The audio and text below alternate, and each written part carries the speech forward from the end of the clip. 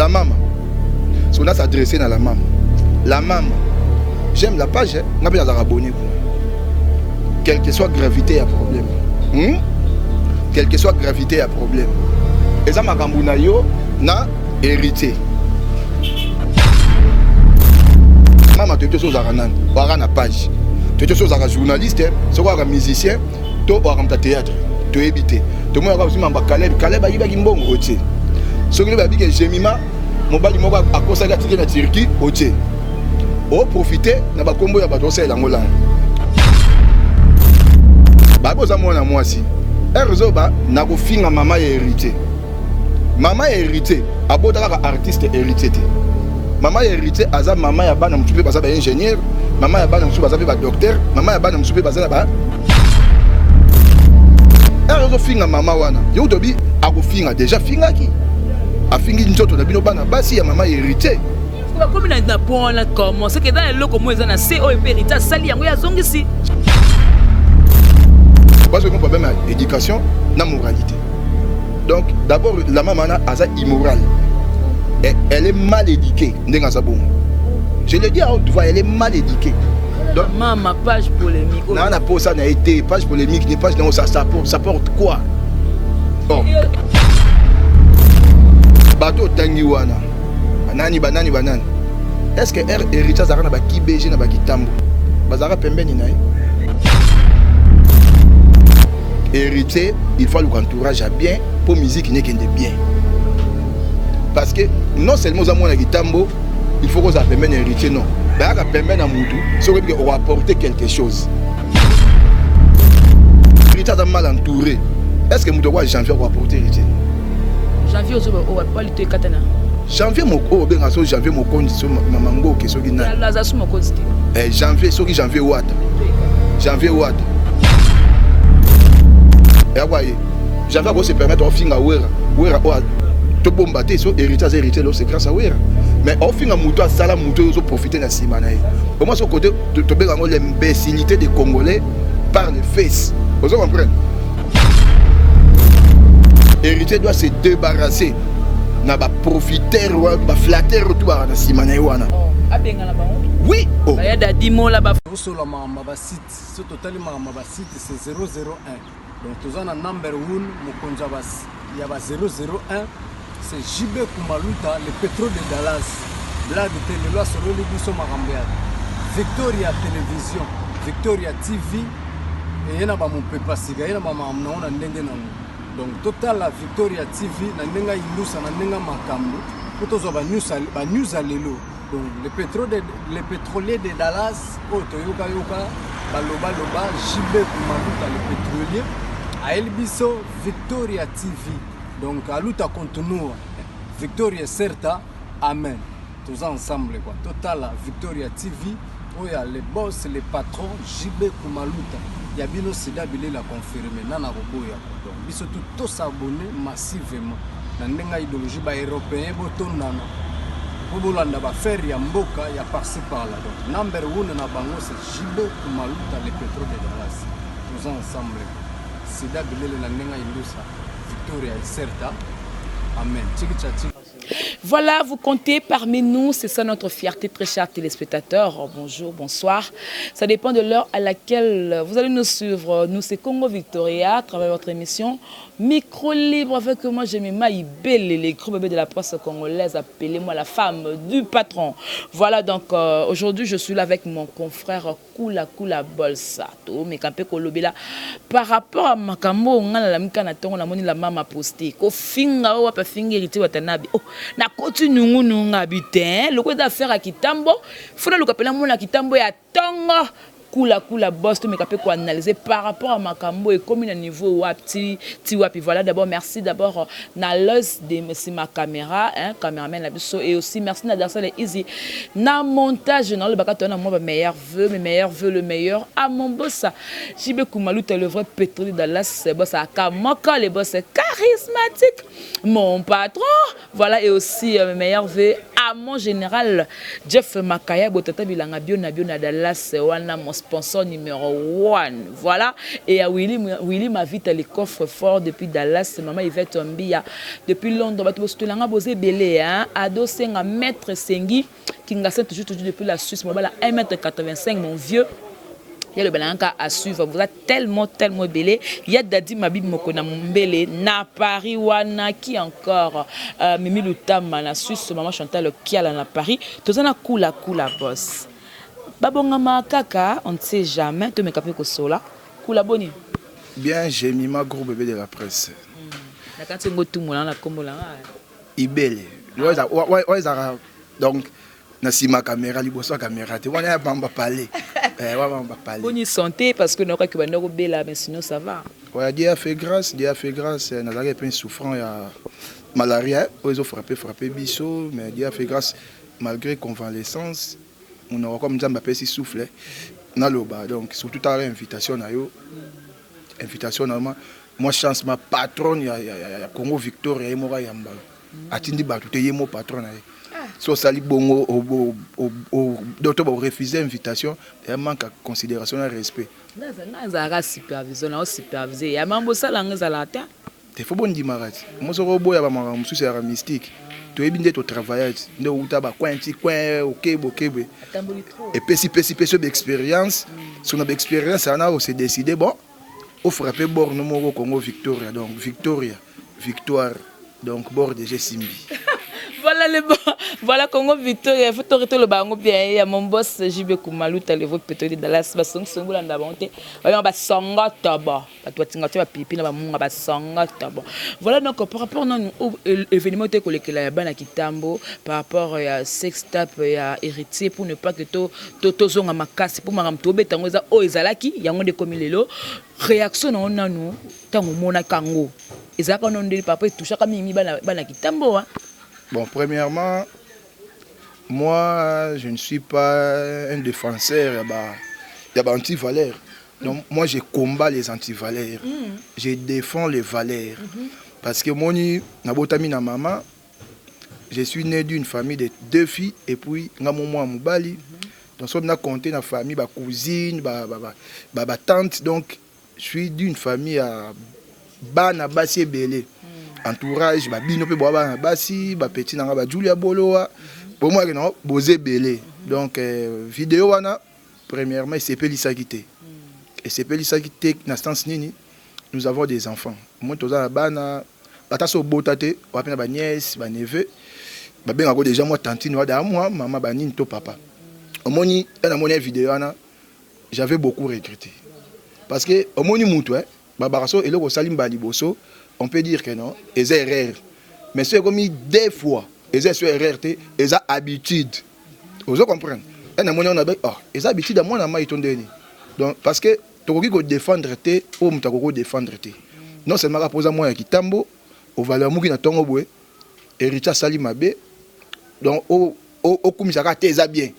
Héritier Betty Mutumbato, Betty Mbata a raison, non. Donc aux moi qui tambo, soit Salimabe, il faut d'abord condamner un acte où ils ont posé et puis s'il faut repérer sa conseil ou payer ses conseils. Bon, bien que dans le Congo doit avoir un conseil vu qu'ils sont mal entourés et moi ben réseau comme la normalement bébé comme on a vidéo on a tout d'abord au départ et c'est Pelisakité malgré la défense toi salaki mais dans des commandes comment qui to clôturer gaga justice et Kate Makambu mais il avait mal fait. Voilà, donc merci beaucoup là. Ça fait plaisir à Dani Mouyeng, l'homme du milieu. Na Paris, moi, la bande la tongue. Voilà, auto quoi pengele au mot ou étiqué en makasobi, hérité à mal entouré.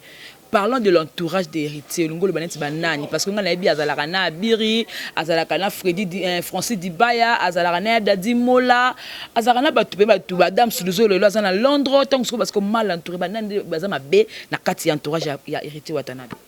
Il faut dans toute relation qui profite à qui. Vous comprenez? Il faut profiter chez qui bani. D'abord, il y a certaines personnes, pour ne pas citer les noms, bateau tangiwana, banani. Est-ce que héritier Zarana ba ki BG na ba ki tambo? Bazara pembeni naï.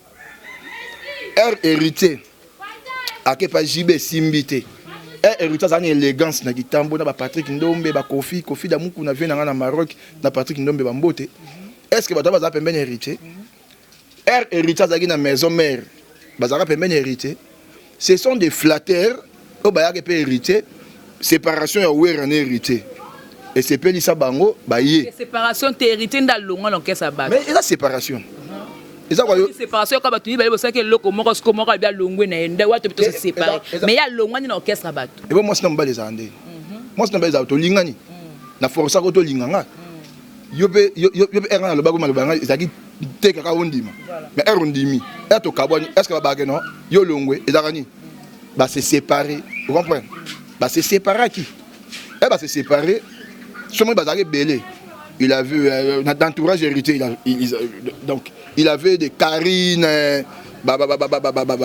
Badam Sotangi Banane bazaki belé ba pacho bango tout bazala gana mais fin de compte muto mtaki ko tirer fromage te muto mtaki azo flatter ndenge nini yango ko benda sort nango bomona par exemple la Karine na salane o yene héritier ba relation bien ba na relation be de biso na na ba ko sa be émission kala na lo bango bien héritier il faut l'entourage à bien pour musique n'est qu'un de bien parce que non seulement aux amours na kitambo il faut que ça permette héritier non ba ka permettre na mutu so que on va apporter quelque chose vous comprenez na carrière na bango tu ba ka ba lu ka ba poto bani e ba zu ba nzela ngo bien parce que héritier a mal entouré est-ce que mutu quoi janvier ko apporter héritier janvier au pas lutter katana janvier moko benga so janvier mokondi so mamango ke so gina la za su mokondi te janvier so ki janvier wata donc pour moi baza batu baza pemene héritier to janvier wata d'abord ezali to ba kombo ba bamba héritier on peut dire sobriquet vous comprenez Watanabe parce que yo zui kombo ya mutu oyo ba bamba pour ani abi pesa kombo janvier bondongo te il prépare abi pesa piana c'est le nom propre de JB piana donc il porte JB dans son cœur dans son âme yango il prépare piano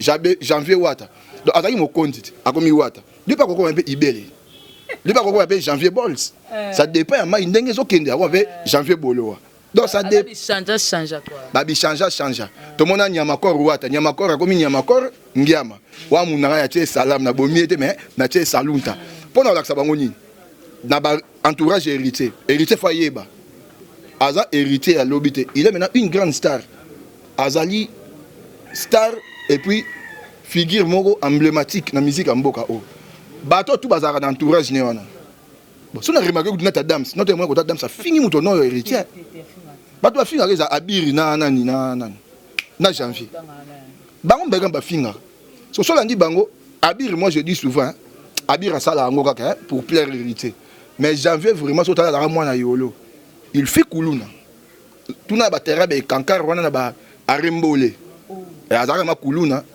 pe bangi ngata so un so finga natali tala noa kauka noa peut rêver ça ming na mbebo noir ngana mbebo noir na mela noir te banda na botama je suis né comme ça on peut ngana tout na po baka janvier mbebo noir yo poza noir nga ba ya noir te banda na botama batano be ba ba na réflexion muta noir ta za maile mo ga na a réfléchir ça ka moins vous comprenez et quoi j'avais qu'on se permettre au finga wera to bomba te so héritier là c'est grâce à wera mais au finga muto a sala muto zo profiter na sima na comment ce côté to be ngo l'imbécilité des Congolais par les fesses vous comprenez au land héritier moi na kat ne bagé so le pena za wata boy et avio yo na kuzu na kat ntima pe mukile yebi yango so janvier zo finga wera janvier mo o pas même na place bien à refazer vous comprenez il place ya vandaka ngana yebi ndaku na kasi buto ngolo bandelo bageni place à la place bien te okenda te le monde nga go vendre pendant 3 semaines 3 semaines te kasi ya vendre pas Karine ba 6 mois et dame ça azoka ba SDF dans sans domicile fixe kasi abiri na yebi parler na ba mabeta abiri na yebi parler abiri na bandal abunda na abiri c'est pas bien mais je défends les valeurs raison pour laquelle que je dis héritier doit se débarrasser na ba profiteur wa ba flatteur tout ba na simana wana abenga na bango oui ya Dadimo là ba Français Libaya Dadimo a fait son travail Dadimo là il était déjà avec Weranson il est parti avec héritier parce qu'il a compris peut-être la vision de héritier Amoni a accompagné vous comprenez Dibaya Francis c'est bon. Vous comprenez? Mais nous devons janvier dans l'héritier, il faut que nous ayons. Ah, donc on a un cas aux autant. Mais autant de problème pour pour hériter notre émission, hériter Yemoko. À ça l'émission à s'attaquer à ne pas attendre à Fanny, ma fille n'a pas pata. Hériter notre salon. Vous comprenez? Parce que c'est la famille. Ma fille n'a pas hérité, moi retour à tout la hérité. Fabien n'a pas. C'est que banda na ko finga na kombo ya hérité réaction hérité za la kate po to mona pe ka mutuana lito ekatana a le grado finga au nom d'hérité o kuna le ka finga au nom d'hérité mais réaction hérité za la rani to mona pe ke benga na ba me baza toujours ka pembe na e kasi yango eta ke ndeko na kitamo parce que hérité c'est un frère comprendre c'est un frère donc hérité c'est un frère moi j'étudie à Lingua d'abord à Saint-Georges hérité habité la même maison avec mon oncle Mbouta Matadi. Comprenez? Et Longo héritier Yebi Koula très très bien. On a mangé ensemble, on a bu ensemble. Donc, Erzaran élégance, tu vas soutenir, on va fonder Kachofa. Vous comprenez? Mais moi, je ne peux pas partir dans ces héritiers pour flatter. Je sais que c'est un frère. Mais, dans le cas, la boîte, tu dois apprendre antivirus ombre non la parole batin cool n'enga bon parce que azana kitamo mais azo bénéficier te na kimona na mona kitamo permet héritier ngona moi jalousie na baninga ba uta ba commune musu ba kanga mana héritier héritier moi bi ke cool za famille bien comprendre héritier moi bi famille cool ba te belé boboka ba tina boyela za famille bana Martine boyela la famille Clément Stone za wapi Dimitri Ballon d'Or Razak beau-frère Mado Madous Nan bato be boka ba papi le roi na pesi ba papi le roi le ba Nicodème ba Damé Balar muto za pembe na papi le roi c'est un frère moi aspiré de le Baïfal Abed Achour bras droit na ye vous comprenez bras droit et Abed Achour c'est Trésor Banja donc c'est un frère moi na oncle nanga mais net ngade za surtout même Trésor Banja jamais na kenda l'extra na mon Abed Achour et ça ba relation na bango comprendre na dama déjà vrai na longa da mo mukate na longa ko bae na longa na mo ki kozipika nzoto donc j'ai pas besoin avion na bando matango kala donc récemment goudwa Julie ça fait combien de semaines sur ba 2 semaines au ta Gabon na mbongo héritier na mbongo famille na mo na bakisi na die Gabon so on a profiter nani bango ba profiter ba souci ba avion mutu banda bota mata ndeko na Togo te akota western te ndaza bongo ko laver na douche ma vendre na kati ma to baba excusez na ba passer mes expression bani afarate ma na kata kivu rien wala na bata ba coup direct bani ba welela ka a profiter so ake mo rotana ba wela mbang ko farate na ba toilette ba rotana pas le souci donc yango wana donc voilà donc c'est avec Kula de Tosola donc je crois que et ça fait vraiment plaisir à tous ça hein na Congo branché na Congo Victoria à travers votre émission micro libre tout comme ce qu'on a sujet na biso to yela kawa tout monde kaka ngai o ngala moni taka o la mama posté afingi héritabi keba na opo na ko finga na mama na ona kitambo tout ça makamutu na ti la mama akomatina ko poster bon c'est que loko moko pesa na sena kati tellement na biko yoza mutulo baka vérité yebiske biso qu'est-ce qui se passe entre hérité Watanabe na la mama oya zali ba page polémique la mama ngoza moi c'est moi mbali ala la mama tu voudrais de personne anonyme aza personne anonyme mazara moi si moi si bon la maman si on a s'adresser à la maman la maman j'aime la page n'a pas abonné kuna quelle que soit gravité à problème quelle que soit gravité à problème et ça makambuna yo na hérité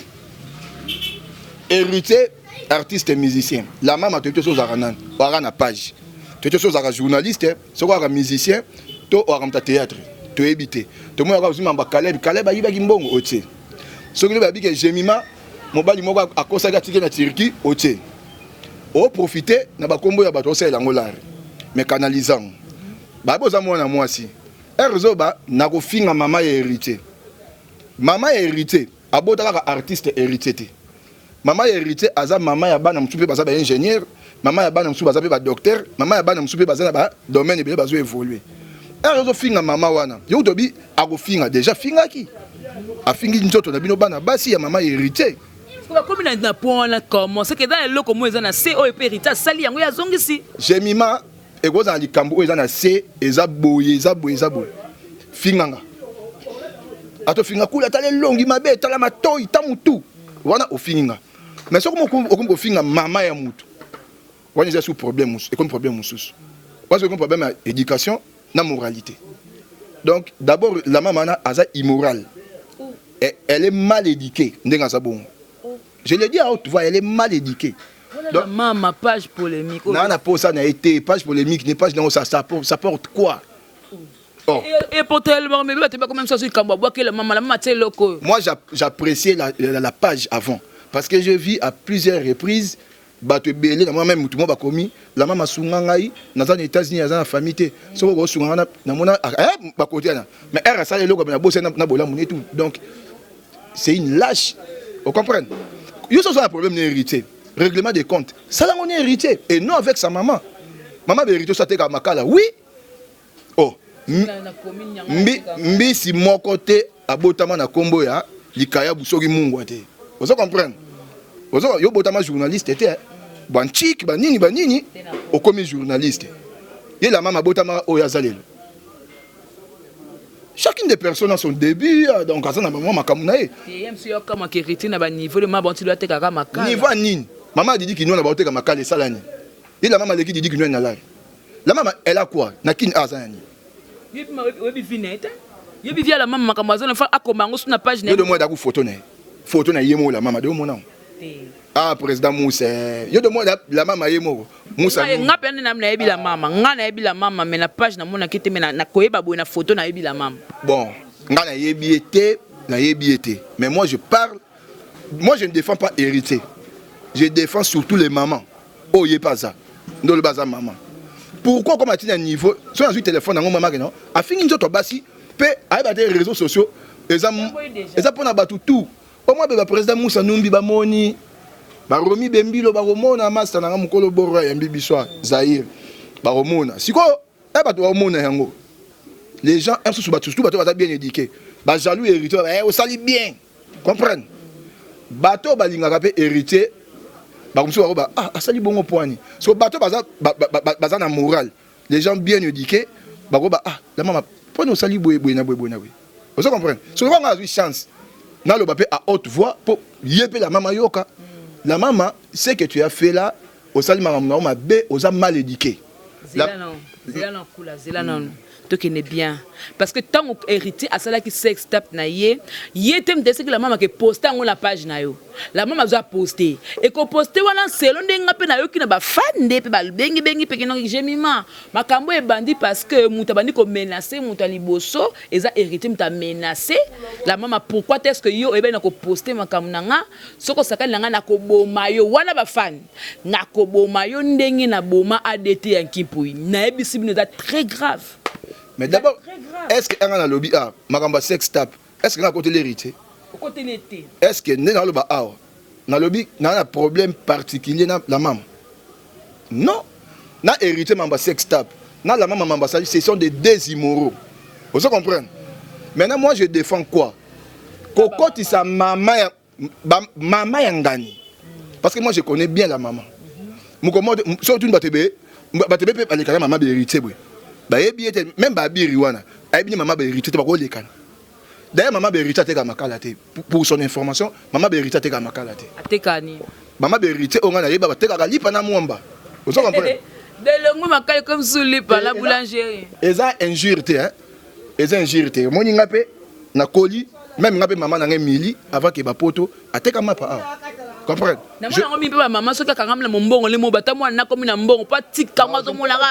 peux pas mentir ma mère aussi vendait du pain vous comprenez nabaki tinzamba sungi akei ba poto asalba makamna ye tipe ndenge pas asalba makamna ya komi pe tinde pas komi tipe atangisi so banchik lelo licencié vous comprenez maman nanga pe ateka maman berito ngana yebi ateka avant teka mapa na mwamba am sous possibilité zalaki vraiment te peut-être elle vendait du pain pour un sous atangisa mo héritier na niveau héritier za nango esunga ba iso trésor esunga ba pegi di binga na ba petite sœur mususu vous comprenez mais là la maman fausse information maman de héritier te ka makala OK sous plus loin au fini njoto maman de héritier pour to ko ba ngote sous baby c'est vous comprenez yem ta finga ki a fini njoto maman de héritier donc au moins que non maman de héritier salieni pe ozo publier nini héritier za na sida so héritier baka ko boma e ana sida ke na ya place o ke na zo ba kiss kasiti azelati caméra cachée la kakiti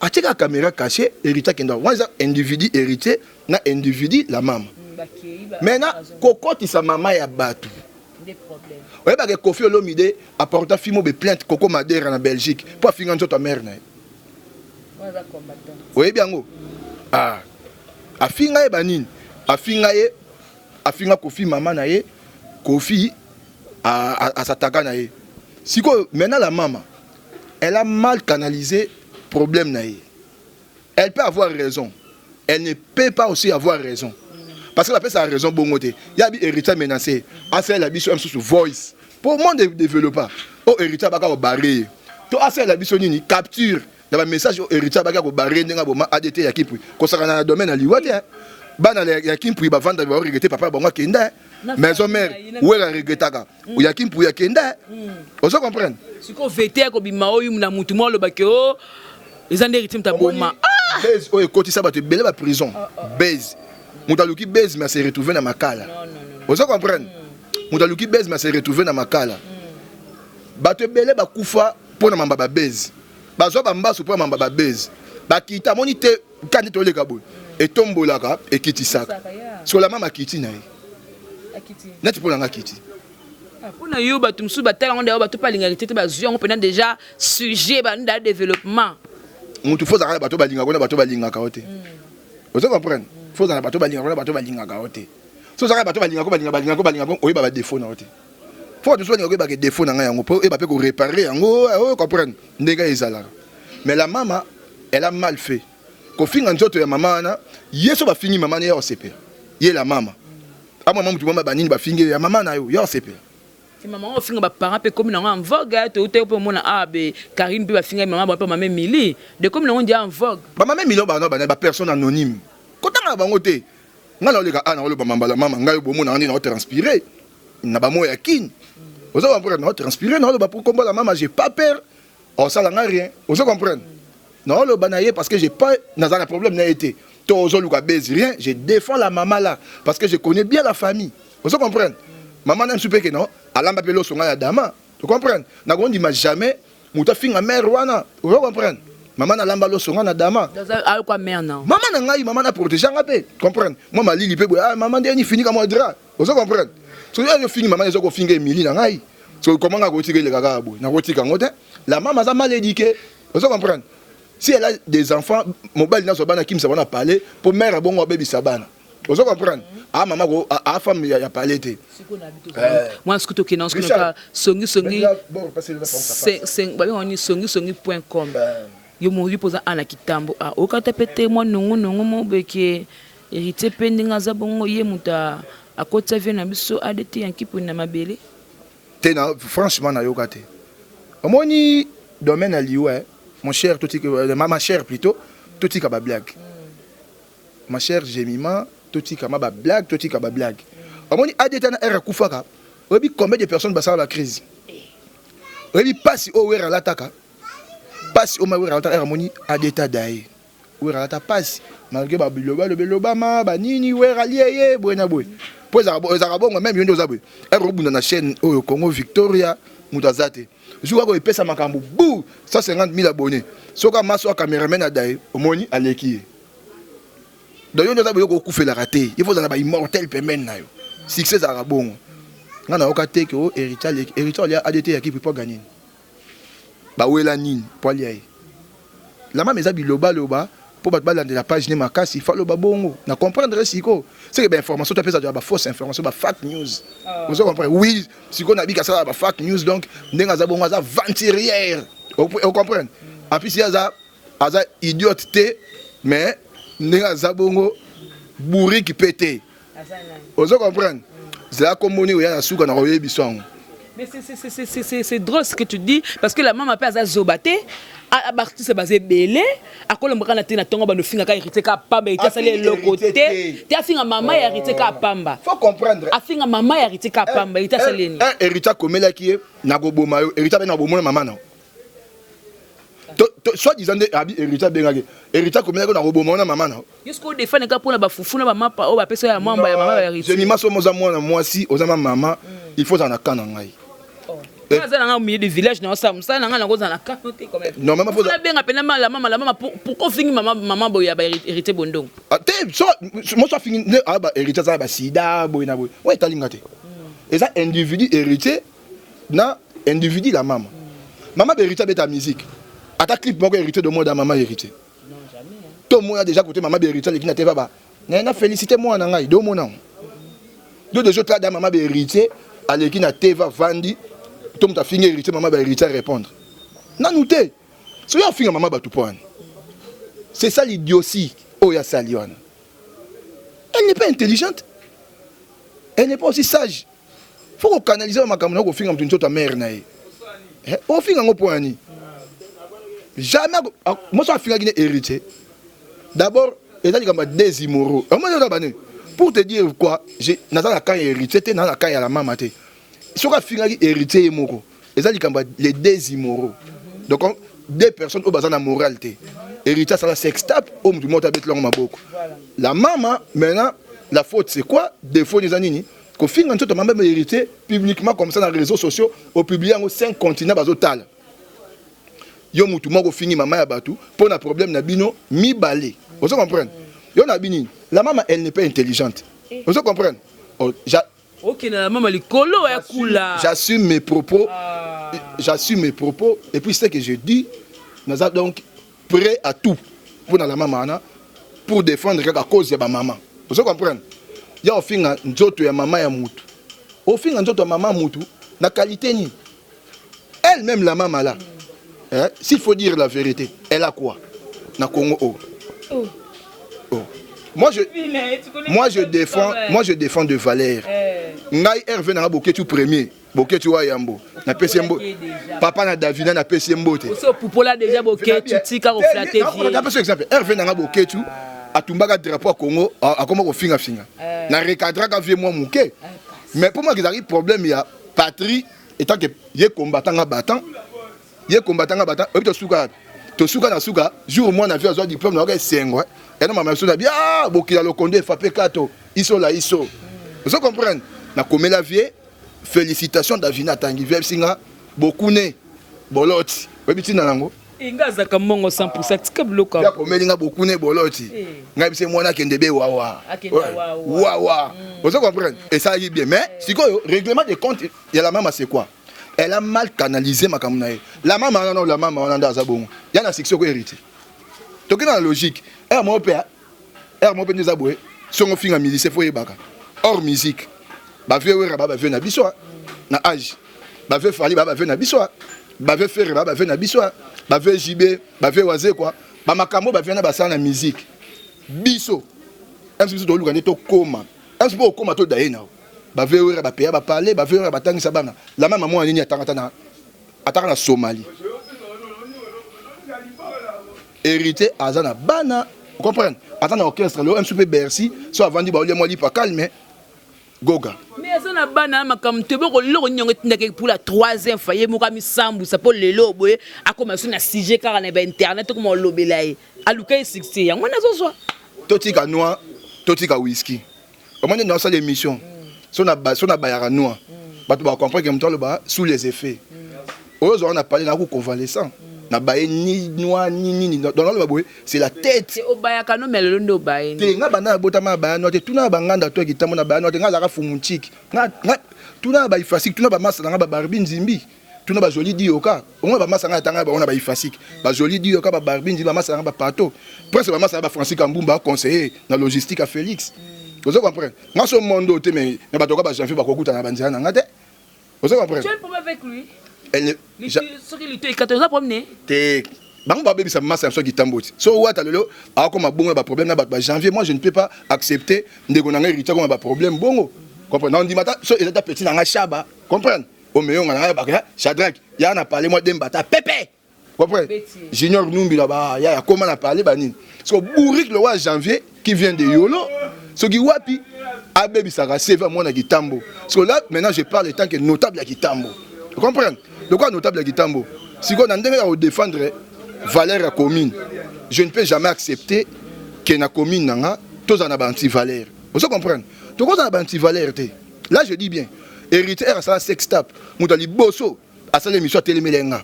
Ça m'a créé des problèmes. Ok, tu vas bien là. Héritier quand il a comment place boy, comment place boy. Non, le bien les a parce que première répétition naie, ba chroniqueur ba kende kuna ba qui vraiment menacé. Ou déjà de la presse ba menacé qui. Yo dobi ba ujana, nga ba landa na wileri ku tuliko na semel la kinetika la ba pona wata. Au final héritier benda. Mais héritier à salagi sextape. Na sali sous deuxième ligne. Mouduma monanga bona victoire. Yo, toko barre pour héritier, c'est le mona afinga ya maman nanga. Na ba Nathalie héritier te Nathalie trésor il sauté. Peki dibinga na bo ba aventurier na leke. So la maman fingi nzota maman be héritier. Mère be héritier na problème na la maman te. Maman be héritier na sa mère mo pa lamba babadi to kinda pe to dama. Na ba Lubo, Cédric Alubo star. Comprendre? To dama babadi la maman finga maman be héritier nzota maman be héritier. Tout d'abord so etinga za maman be ndeko héritier. Na ba makila makasi ya yemoko. Comprendre? Tellement que ça problème, il y a ben nabi bien les deux immoraux. Donc héritier n'a pas la morale, la maman n'a pas la moralité. Vous comprenez? Parce que si héritier, il était sage, il n'aurait même pas comme là. Donc on dit que héritier comme là qui. Il y a ba base na lukaka, comprendre? Mais au fin on ta maman batu, wa manga sepelite, ba maman tout bon landanga ya wa, ba d'accord na ngai. Vous comprenez? La maman na bando linga page no makasi, mais au dégoûter nga page na yo, na moni que non, oza mal éduqué. Donc yon doza bongo na l'humanité na la pédagogie. Il faut attendre son nom. Autant que c'est la maman. Pour l'éducation, tu as l'éducation du fils, éducation de la rue, éducation de la maison, de l'église et de l'école. On appelle cette éducation du fils. Éducation du fils, c'est l'amba ou éducation du fils, on appelle cette éducation, ça c'est bien.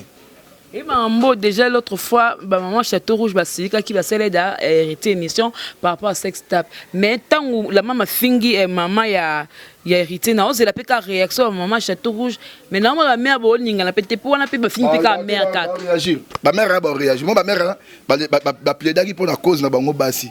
Omoni njota mwasi et ça la biso va bien belé. Njota mwasi to uta wana. Njota mwasi et ça la biso que non. Le papa bengo papa neti nga boye pour le roki a benga masu papa vous comprenez et moi ba bribol ça benga papa et c'est nga nini njota mwasi kaka et servir yo bani en plus nga za na deux sœurs on a botami na sima na bango basi na za na maman na nga za en vie mwasi na za ba grande sœur na nga basi vous comprenez na ba nièce na nga ba Sydney basi Jocelyne iko za mwasi vous comprenez so même ça rende za boye ngama neza benga kula ata to beba ninga na jemima ndeko na ngai nazo ma téléphone allo jemima ya mama na yo e simba te na ko finga so jemima yo ata ndumba bona boy eleki na parce que la maman ndenga za bongo ba maman ba réagir ba recadrer ozonga mutu so za pour ça zonga mais oye moi ko retenir que garçon moi lekaki kombone kula balls Talita Koumi Bernard Tapi Bernard notable le va bien notable. Vous êtes notable à Kitambo. Notable à Kitambo. Ba Jimmy Kenz. Bon, Jimmy notabilité n'est pas Tanganyika Matago. Jusqu'où y a ça? Banda Boboli côté Kitambo banda toi lupango kuna. Ti au côté Jamaïque na venir sur kaso pervier. Au côté moi Kaluga Jimmy. Yo za notable. Mais nga botami na Boboliko. Na tangi na lingwa, na tangi na armée di Sali. Ka université me bimi sanga na ke Gombe. Vous comprenez? Na Jimmy vient un problème de ma vie ngai mais azaka notable bani combien d'actions ça na Kitambo moi ba match bani mais ba action boyere ba so ba élection ba flatter ba koka moi toilette mais on peut ça mu toilette mais au préparer damas tem to akota mu toilette ndengeni on se comprend yango wana différence c'est ça bon mais et ça la peut soniter né grandi et puis au bal la peka na Kitambo nga mata mwanda yo ka soniter ba lutumba kuna lingwa la somba face na bango lupanga ba ebonja ya ba Adolphe vie lutumba vie maroka vie uta fanda ma lingwa na isangi ku ba kwa bengema ta vie na lingwa ça za Saint-Jean ta kufika na lingwa la so ngam na botam kana Kitambo na ba 1900 moi 80 et quelques vous comprenez donc na za pas même na 40 ans na Kitambo so yo ngo ba isera Kitambo so na bali moi ya Kitambo honneur ça a payé ring na Kitambo bi moi ya Kitambo hérité pour payer faut payer à la commune na biso la maman moi la commune Ah, moi, il faut tout la mère. Mais aux alentours, on a communié. On a porté la Paris Foot. La Paris Foot est dans la tête, on a développé. Paris Foot, allez là, Paris Foot. Tu vas loterie à Damelar. Tu vas te moi ring Gillette. À Kei, à Betty Kuna, à Nyongwa. De toute façon, c'est la mère, il y a ring bateka. Mais ma kamouté, les canayabans, qui tembo, n'est pas ma hérité. Non, on a payé un an, ça est prise à le vélo. Hein? Ça, c'est moi, le problème, il faut résoudre. N'est pas problème. Il y a la famille. À la famille, un peu sur mon Belaki, mon in. Par exemple, biso doit avoir vedette. Bien ça la différence. Vedette ça na star. Vous comprenez? Star non d'abord il sera étoile. Biso tu dois avoir étoile na mokili. Comprendre? Bon ba célèbre. Comprendre? Ba célèbre. Donc moi équiper moi makamba ngoma na mozindo et go salir yepé. Pour que beaucoup de l'année ba sex tap au côté l'hérité, ba mon peu immoral. Vous comprenez? Faut ça nango bakenda nango. Faut y nous vrai journaliste na kaiba sur salikam. Il y a la maman somoni ba capture tout na ça na landele ngo bien. Na bien au bourrique. Au bourrique. Oh maman oyemoni ma bourrique en plus ndenga zabongo ma foutron nyei na nyei.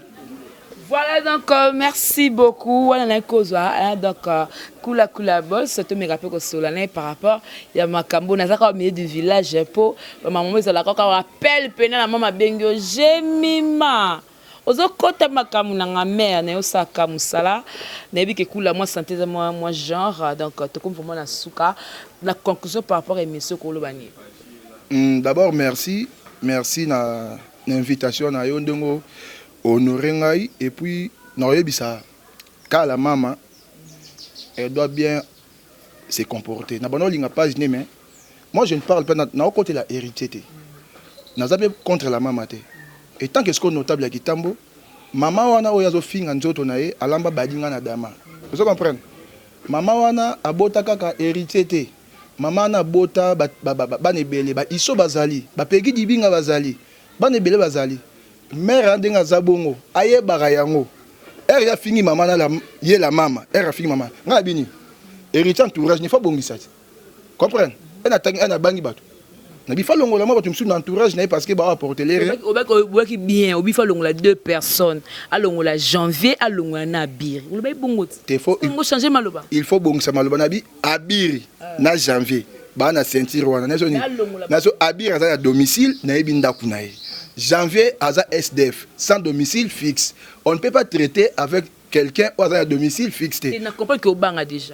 Nabanga. Or, il n'était pas présent. J'ai parlé, il y a bien est-ce que maintenant na polémique, Masanga Boulé Avaya Zala, on est tout avant Azala. Masanga Boulé là, elle entend l'émission Boulé ah mnanga kula baraki mais elle entend l'émission té kula le banga d'abede. Tipo alito et katana ba vous ça. Ah OK, c'est bon. Voilà donc pour la conclusion. Conclusion ça que non.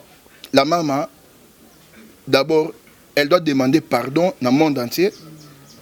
Elle doit encore demander pardon à héritier Watanabe. Et puis la maman. Elle doit aussi demander pardon à Bana Kitambo. Pour Bana Kitambo ba télémia ba Gina Likerdo, l'artiste Jiversi. Au monde ba télémia. So ba ka ndeko la maman za koto. Ba obeta yi.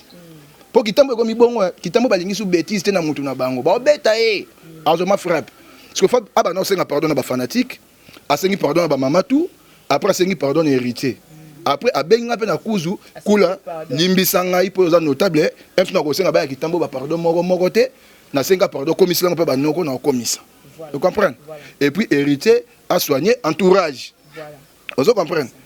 Il fait nani azo profiter nani azo apporter lenga nini c'est un peu ça na pesa bambote mbamoko voilà dédicacer batutu ba soutenir ouais bambote premièrement na maman na ngai o mazo ma risque na ba boulot ba poto a pasi a foutin chic ngana die larme minerva ngana die chic Emilie qui là na Paris et puis ba merci belé na grand frère na Joël Manzekou na Paris master na père Alomi na Londres et puis grand frère na ngai donc grand frère propre donc Moro Kevin et puis petit frère nanga bala gardien à Léopard Anthony Mosi Anthony et puis venanga Pati Muluba Foto Ndombele venanga donc le bobo venanga le bobo donc Marius Bambote Belé et puis Bambote Belé na Jocelyne Ikwa des fois para belge et puis bambote belé les sous na ba master toi qui tambo na monde ba yo soutenir ngai Juna Likerdo Jiversi et puis petit nanga Chaba donc Umeonga donc pour la pesa mbote mbota suka so na pesa yo créer polémique et pesa oui salama so na tsaka yo pesa polémique non ça polémique mbota en pesa ngoti nga telema pesa avant pesa ngo bwaka libanga te bwaka nini pesa numéro apo pesa ngo télé bon numéro nanga mo so nga contacter nga plus 243 89 89 49 231 plus 243 89 89 49 231 wana so komi na WhatsApp ozinga mbala libanga suka na telemi mbala moko masuwa to bandane kala yo kam to luki problème ondo ko tangana na problème tout est na mono ndiye comme si to beba na kana suka to beba na nani ngo baka na suka mbota suka ana opesa ngala kena ngai pesa bima René Abiri. Voilà, merci beaucoup na Batnos de partout, hein, je vous aime beaucoup. Là, c'était avec Kula Boss, mais qui peut soigner par rapport à Ningadamo na Kitambo à Solo. Et bien, on défendre par rapport à Makam et les entre la maman on a hérité. Je n'ai fait que mon travail, j'étais au milieu. Na kata Magamutu, on était que nous là, ça appelle Morobo. Et comme j'ai mis j'ai mal. Non. Enfin, je dis merci beaucoup na l'heure de ma caméra, merci beaucoup na Darcel et Izina montage. Et mes respects à mon général Jeff Makaya Botata Bilanga Bio na Dallas balobi mon général Jeff Makaya Boyo yangwana mon sponsor à moi et aussi à mon boss JB Kumaluta le vrai pétre de Dallas le boss charismatique et bah on a boss nanga quoi et aussi à Willy Mavite les coffres forts depuis Dallas Botata Mobile à 2,5 mètres depuis la Suisse, 1,85 m. Et à maman Yvette Tombia depuis Londres, maman chérie, je t'aime beaucoup. Maman Chantal Kiala en France, c'est bosé belé, hein? Et Nsambe. Karine Mokondi la barobe, autorité morale, déjà, le bi qui va savourer, hein? Et Simba, bango ba on dit maté, ba comprendre par rapport à Estré, et Ningisi bango, j'ai monté un masque au nyonso. Bon, zanga makasi, donc Karine Mokondi la baronne. Et puis, qui encore, vous êtes tellement nombreux. Là, je vois, il y a Dadi Mabi Mokona Mombe à Paris, à qui m'appelle depuis la Belgique. Nous, pour l'engagement, je vous aime beaucoup. C'était Jémima, encore une fois, le gros bébé de la presse congolaise. Merci. Na cadre au bon moment. Toning Sakaka. On se retrouve prochainement. Au revoir et à la prochaine. Bye bye. Sur la site, ce total site c'est 001. Donc tous en number 1, Mukonjabas, il y a 001, c'est JB Kumaluta, le pétrole de Dallas. Là de Téléloa sur le Libuso Marambead.